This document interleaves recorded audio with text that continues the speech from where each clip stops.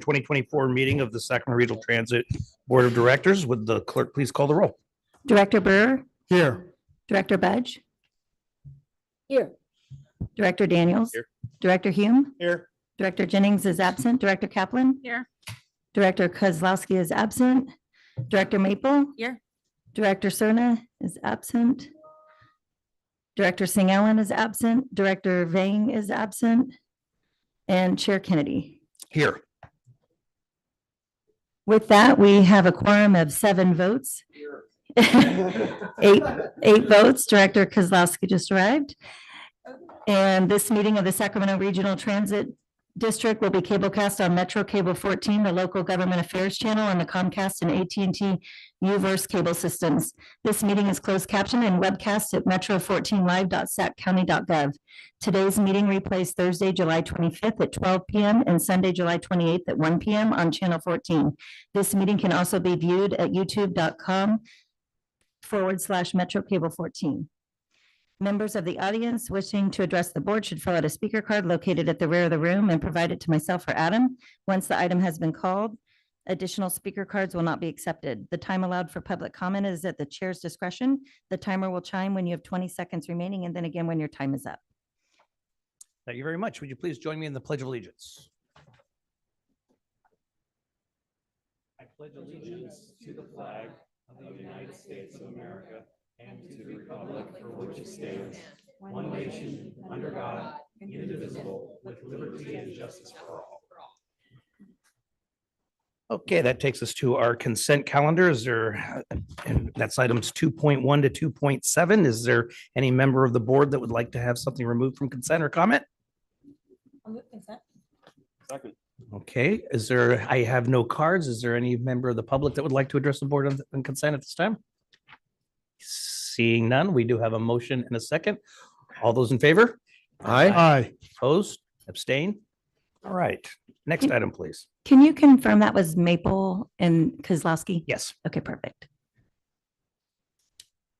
The next item is public addresses the board on matters not on the agenda, and we did have one written public comment submitted for item number 6. And staff has responded to K. Crum's concern regarding the frequency of Route 81. And Jeffrey Tartagia submitted a written comment, but he's here to speak in person. Okay, thank you. So first we'll go with Helen O'Connell.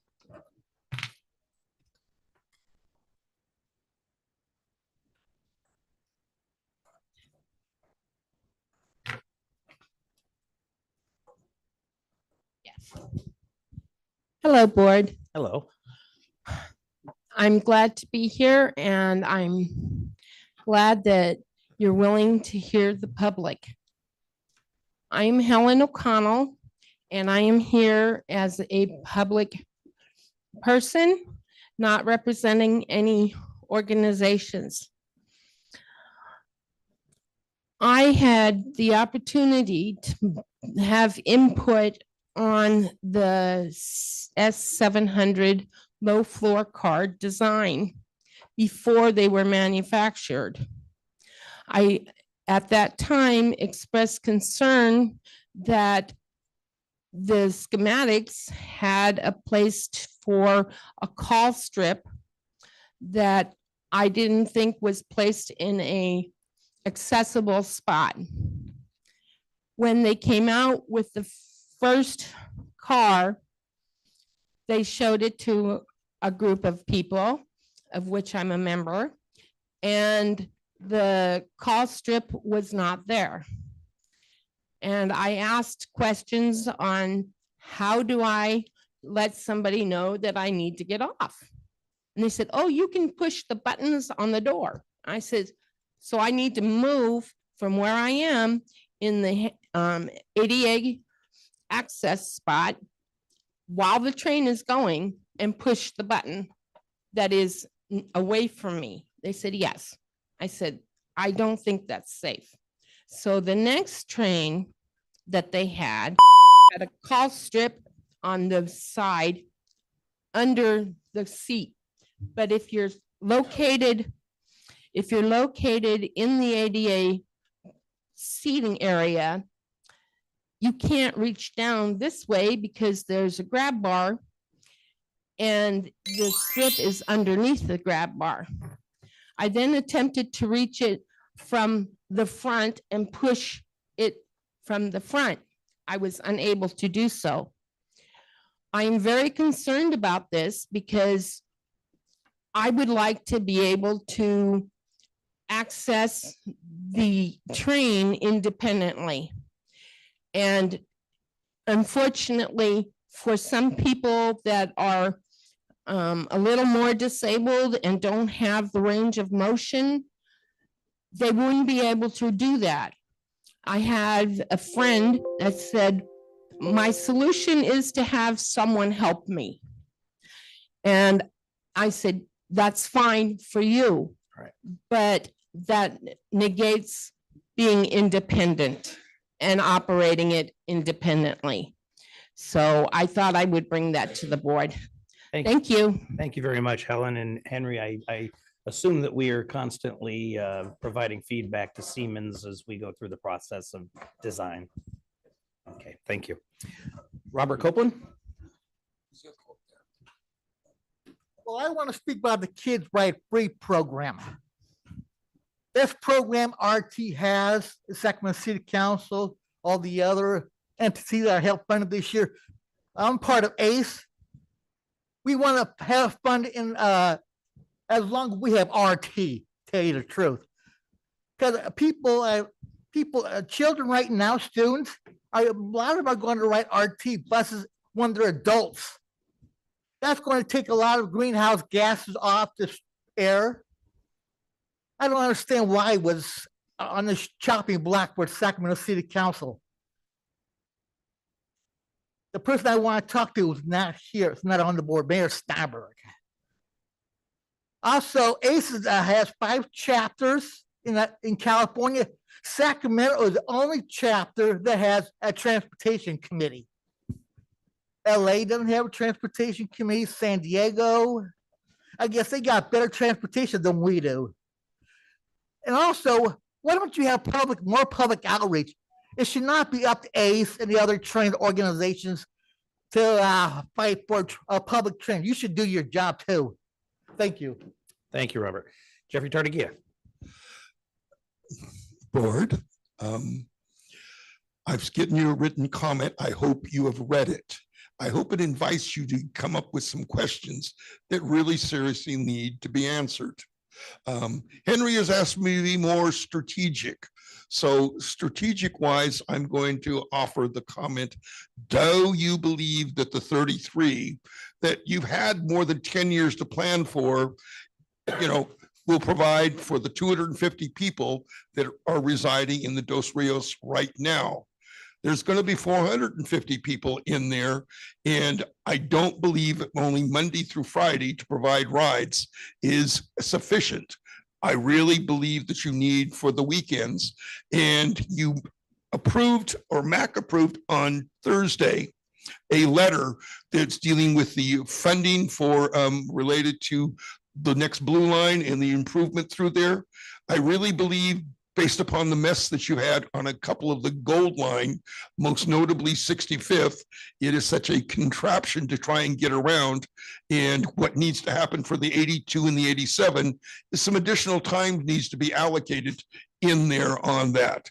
There's a bunch of other things that I've talked about in there, but I also want to compliment and say that going to the MAC meetings and hearing how more staff are in there listening about what's going on and having some dialogue going on through there is, I think, very helpful.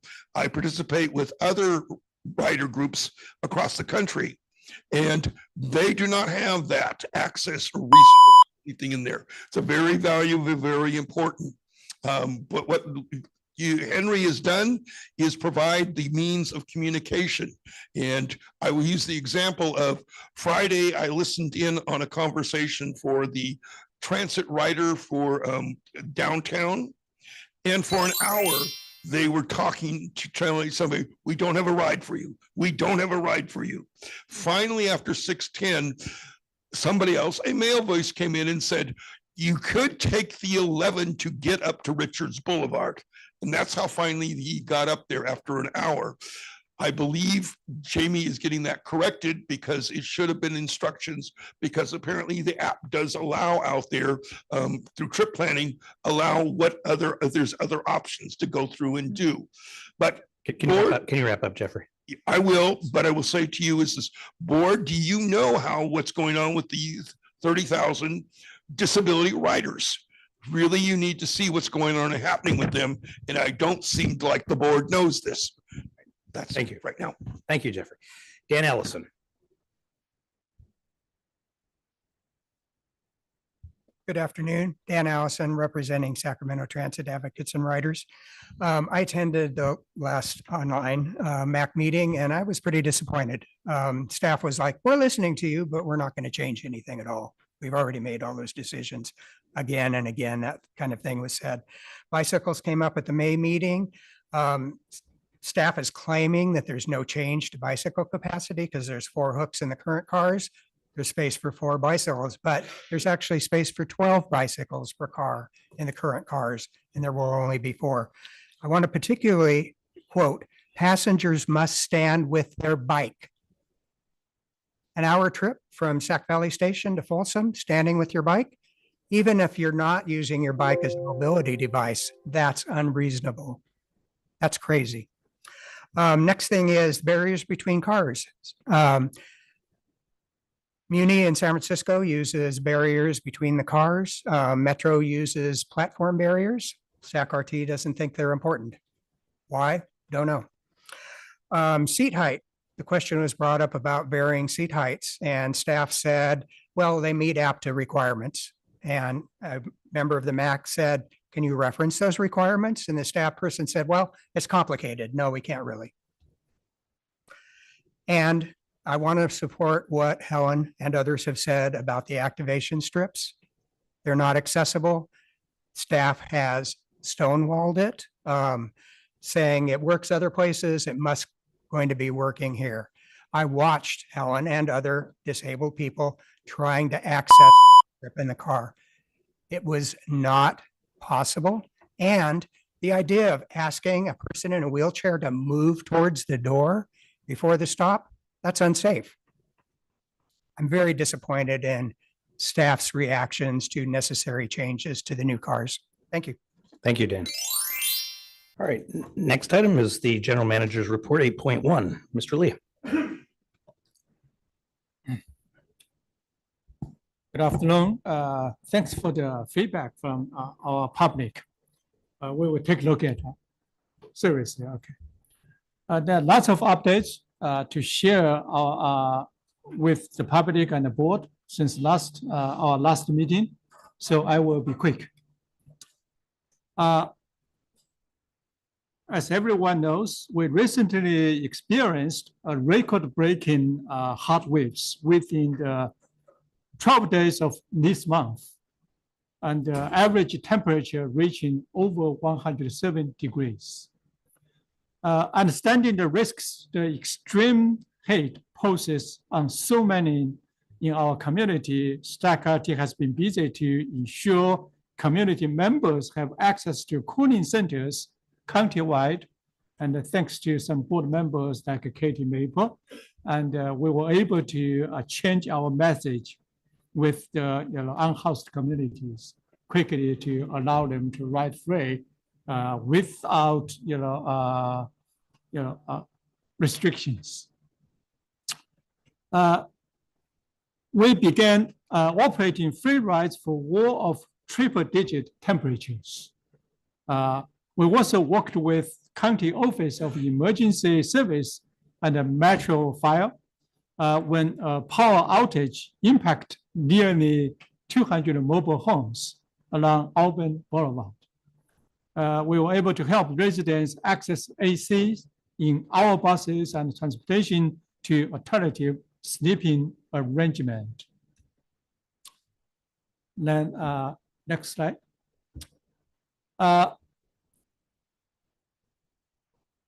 At the end of last month, Director Mike Kozlowski, Chris, and myself had the privilege of participating in the U.S.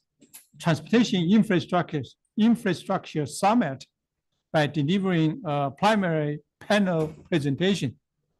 The 3-day summit included representatives from governments, transit authorities, private developers, and financial institutions cross the nation and also internationally. The focus of the event is how public-private partnership can help deliver important infrastructure projects across the nation. Director Kozlowski moderates our panel very well. Our panel titled "The Rise of Transit-Oriented Development," where we highlighted some of the recent housing projects in our region with private developers. Now on to the next topic. Earlier this month, we had the opportunity to meet with Congressman Kiley to update him on SACATI's initiatives and funding requests. The congressman used to take light rail every day for school and work. He spent nearly an hour listening and also making comments, great comments to SACATI's priorities.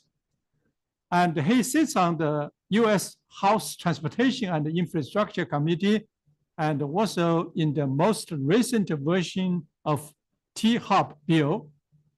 And he has maintained or submitted a $3 million community project funding requests for our light rail modernization program. Following the meeting, the congressman shared this picture and a note with his congressional newsletter recipients, which is a great note.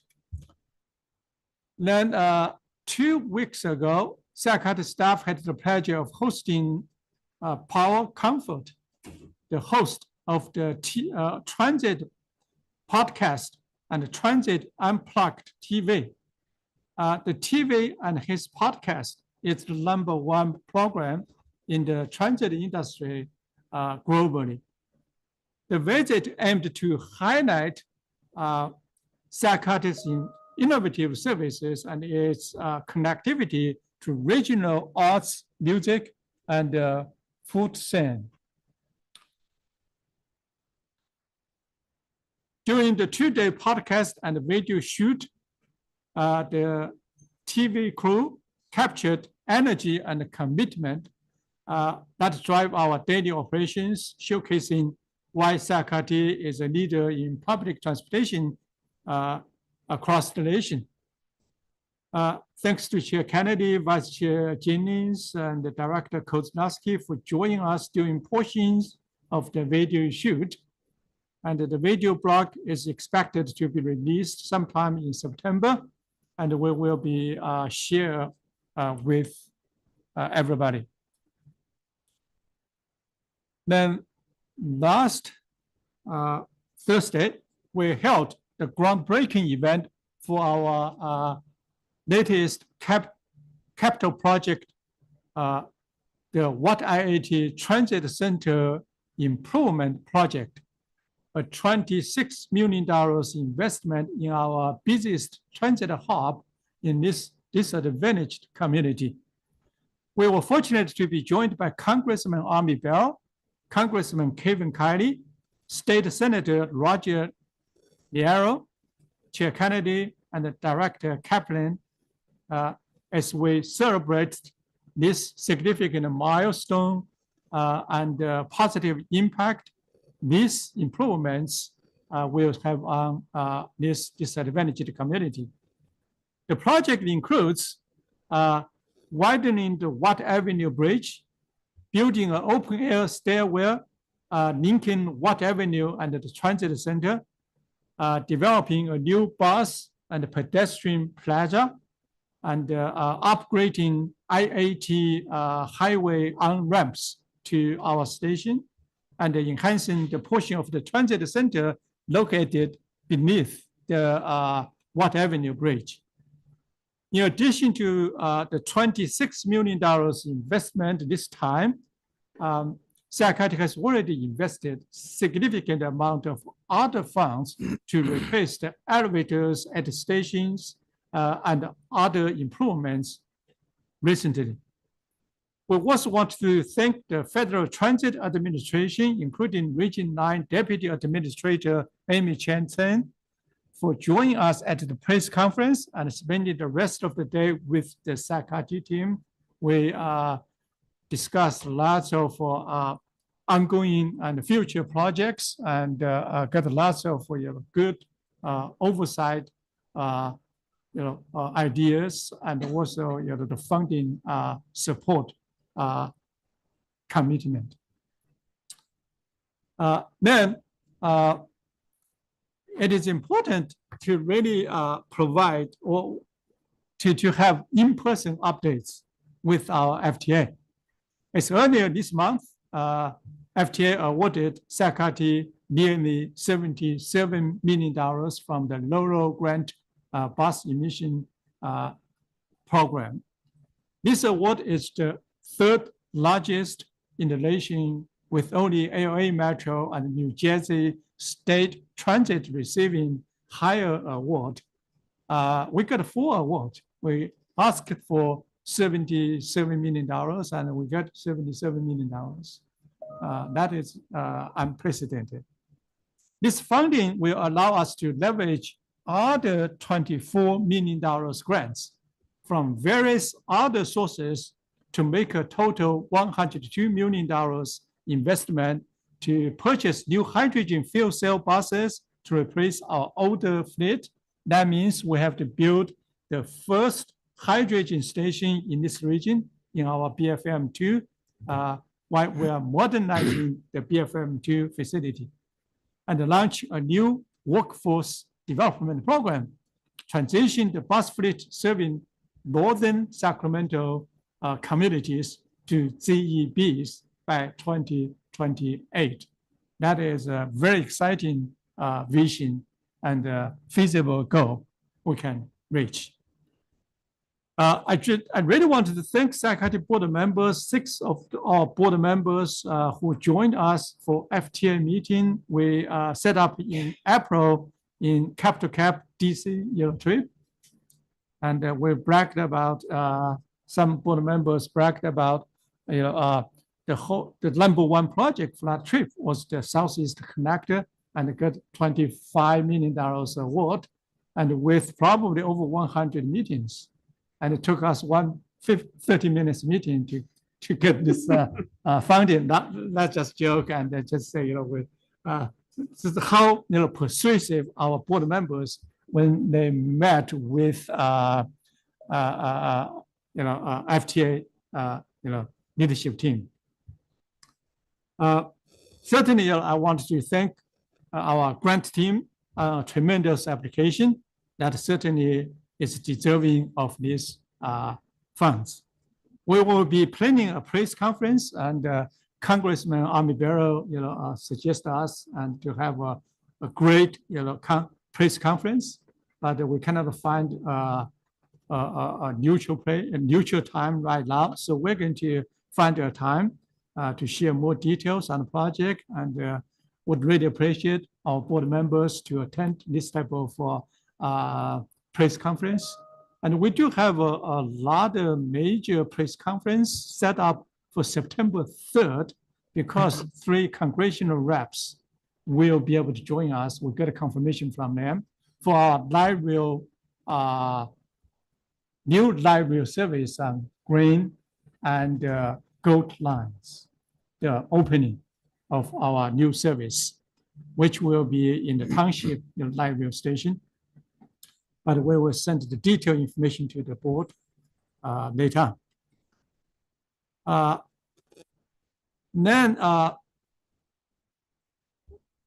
wanted to share, last week, Governor Newsom signed both of Sacarte's sponsored legislations, and really appreciate Assembly Member Kevin McCarthy for championing AB 2634, which gives us flexibility to implement additional discount for super seniors. But just to give us like a 2 or 3 years pilot time to do that. Then thanks to Assembly Member Stephanie Wen, who sponsored AB 1924, which will make changes to our service boundaries and the composition. And both legislations passed the legislature unanimously and are effective on January 1st next year. Then the last, okay. I know you recognize that gentleman. Last Friday, SACRT team had the pleasure of joining Supervisor Pat Hume on his State of the County annual launching event. Director Hume shared lots of great projects he has been leading and also praised our recent FTA's award. Thank you. And this concludes my report. Please stay cool in these hot days. Thank you, Henry. Director Maple. Thank you, Chair. A lot of really exciting updates. So just want to congratulate you and the entire team for all your hard work and getting this money, meeting with representatives from across the region and just making all of it happen. But just really wanted to punch up and especially thank you for your fast work in addressing getting folks into the cooling centers. I know there was some confusion from folks, some activity online and emails we had received from individuals that they weren't sure if they were able to get on without a flyer, if their flyer was expired, and just really want to appreciate you for the quick action to communicate out that, even without a flyer, that we were able to get folks to the cooling centers. It's really, really important, especially when we have these over 100-degree days, multiple days in a row, that folks can get there. So thank you so much. Thank you, Director. Anyone else? Okay, Coco Cocozella.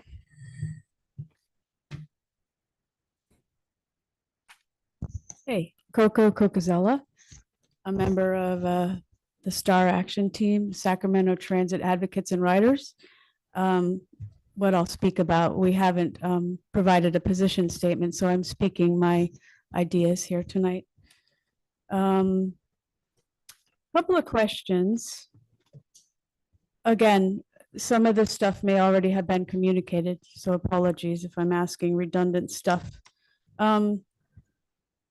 One general thing, I noticed on the GM report specific projects called out. My question would be, where can a citizen find information on the status of the kind of global capital project list that's provided, in the budget document? So that's a question. I'd be interested in that. So you might see a flavor of some of my recent comments related to how can I find information. As a citizen, correctly or incorrectly, I consider myself as part of the oversight of an agency. So it's really helpful to have information like that. Couple of specific questions about the hydrogen fueled fuel cell buses. For instance, what was the criteria for the decision to go with fuel cell versus upgrading electric batteries type buses? How many electric battery buses does SACRT have now? Theoretically, could the grant money have been used to upgrade the current electric battery buses? And finally, what is the initial cost to SACRT, notwithstanding the grants? And maybe that was on the budget. I just didn't see it. So thank you. Thank you. Henry, is there an appropriate staff person to follow up with Ms. Coco-Gazelle? Yeah, we will. Okay, thank you. Next item is reports, ideas, and questions from directors and communications. 9.1, first is the Capital Corridor Joint Powers Authority meeting summary. Director Maple, do you have anything to add to the written statement? I do not. Okay, thank you. And I believe Director Kozlowski. Yeah, I was reminded talking about capital projects. I just wanted to thank the facilities and construction staff who've been working on the double track project in Folsom to get us 15-minute service. It has taken a little bit longer, but partly for being careful. We have a lot of neighbors in Folsom that are super sensitive to the tree canopy that runs adjacent to the railroad tracks. And in the process of trying to protect as many trees, we've had to go back a couple of times as we've identified ones that overhung a little bit too close. And I wanted to thank everybody at RT for being super sensitive to that topic and doing a great job getting that project across the finish line. And then I wanted to double down on a couple of things Henry brought up in his director's report. At that infrastructure summit that we had, one of the takeaways that I got from it is that RT is way out in front in many ways as it relates to residential transit-oriented development. A lot of people were there at our talk because they wanted to get a better feel for how to assemble public-private partnership teams like that. And the teams that we have participated with and helped us do that presentation were also pointing out that RT is way ahead. So for those of you that are super fans of RT, we're doing a great job on that account. And then we have a really, really good congressional delegation right now for transportation. And Congressman Kiley and Barra and Mrs. Matsui are doing a fantastic job getting us funding for things. And I just wanted to say thank you to the three of them right now. Thank you. Great. Thank you, Director. Jeffrey Tartagia, you have a comment on the CCJPA? Principally, what I want to encourage Ms. Maples or Hughes, when you go to that, is there something further developing on the third rail to go up to Roseville and other things? Right now, the way you turn reports in, have no idea if there's any highlights through what's going on. And I would just like to encourage that be part of your public report. So no, if something has physically changed and gone on, and I agree with you that on Omni Barra, that was 5 years ago with other things that I got him to make the commitment for transportation and infrastructure. And he said, I can work across the boundaries to get that done. And I think we're seeing the fruits of that now. Great. Thank you very much, Jeffrey. Before I go away, anybody else? Nope. All right. I believe that takes us to our end of our meeting. We're adjourned.